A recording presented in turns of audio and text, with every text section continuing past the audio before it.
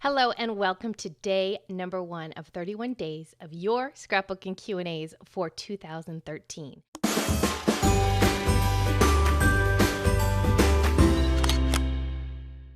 Before we get started with today's question, I wanted to give you a little bit of background and just an idea of what you can expect this month. So if you have a burning scrapbooking question, you can submit it to me either via Facebook at facebook.com/layoutaday or directly to me at Lain at layoutaday.com and put 31 days in the subject line, and then I'll know it's one of your questions, and we will do our best to get it answered this month. So each and every day of the month, I'll be creating a video, but something different than what we did last year. I will also be taking the audio from the video and releasing it as a podcast. So if you are subscribed to the Layout a Day Simple Scrapbooking podcast, you will automatically get audio updates of our 31 days during this month. Now, there will be some times where I'll be showing things like layouts and techniques and things like that, but you will get a good sense of it via audio, and then you can decide if you want to come back to the blog and check out the video there.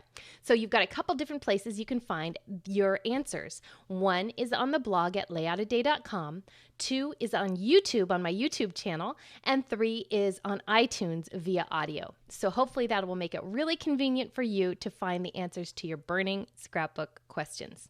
Now, it is all driven by you, so the better the questions I get, the better the answers I can provide to you. So if you've got something you've been wondering about from the very, very, very beginning questions to more advanced topics, I would love to answer those for you. Don't be scared. Don't be hesitant. It's a friendly bunch here. I promise I won't laugh at you, and we'll get those questions answered. Oftentimes we find there's no place to go to get the answers we need, and I want to be that resource for you. I also want to introduce you to our very special sponsors this month. We've got 5 fantastic sponsors who will be supporting the 31 days, and I would love for you to show your support in return. And here they are right now. Simplify 101, Gossamer Blue, Scrapineers, Simon Says Stamp, Capture Your 365. We will also be bringing on some guest experts during the month. Some of our sponsors are going to make guest appearances to help answer some of your questions.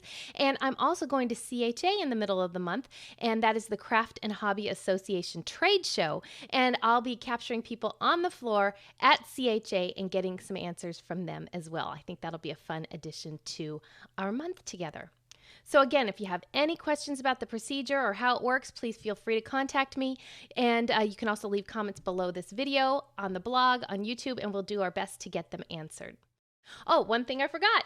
Everybody who submits a question and their question is chosen to be answered on screen will receive a special gift. You get this DigiKit. It's an exclusive DigiKit that the Tracy Reed from Sweet Shop Designs has created for me. And I'm going to share that with each and every person who gets a question answered this month. Also, everybody who submits a question will be eligible to win some prizes from our sponsors and from me and some other friendly and generous folks. So keep those questions coming. Even if I can't answer yours, you will still be eligible to win prizes. I think that's it. So let's get started with today's question. Bridget says, hello. I was hoping you would be willing to field a question for me. How are layouts that are published or even posted on the internet photographed? They never look like a picture of a layout. Just a layout. What's the trick? I know how to take good photos and how to crop, but my layouts continue to look like a picture of a scrapbook page. Any suggestions would be greatly appreciated. I am just a little peanut in the world of scrapbooking and wanted to ask someone who is actually in the business. Thank you. Well, that is a great question. It's not an easy answer. It really deserves its own tutorial, and we actually created a whole tutorial class about this, and I'll link it up in the show notes. Nicole McGuirk taught us how she takes such amazing photos of her projects, of her cards and scrapbooking layouts. But it really comes down to a couple things. One is, obviously, if you're a digital scrapbooker, you've got a leg up because you've got an image ready to go and you don't have to worry about photographing it. But if you are a paper or hybrid scrapbooker, there are some things you can do, and it comes down to staging and lighting and focus as well. And those three things will really create an environment for your photo that will either make it clear that it's a photo in a nice staged atmosphere, like in a catalog shoot or something like that, or it'll allow you to angle in on your photo so all you have is that layout. And I think that's what Bridget's talking about. So a couple things. One is to get great lighting, and indirect lighting is the best. Photograph inside, right inside a window with a lot of light coming through the window. That will help quite a bit.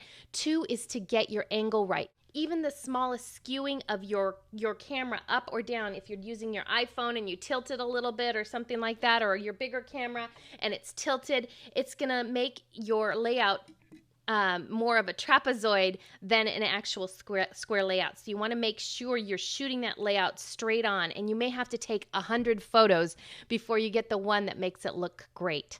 Next, I do a little bit of processing on my photos, not a ton, and I use PicMonkey. That's PicMonkey.com. There's a free version of the program, and you can also upgrade. I think it's about $5 a month. I do the upgrade, and it allows you to sharpen, to crop, to adjust the lighting a bit, and also to add text, a text overlay very simply onto your layout. So if you're not a Photoshop or a Photoshop expert, you can do a lot of the same things and get the same results, like the watermark and things like that, using PicMonkey, and it's a lot of fun. You can change the font, you can add effects like the bokeh effect and things like that. So check it out at PicMonkey.com. So one, make sure your lighting is great. Two, make sure the angle of your camera is correct. And three, make sure you stage it. You can actually create an atmosphere for your layout if you're not having success getting that tight crop picture, and those will help a lot.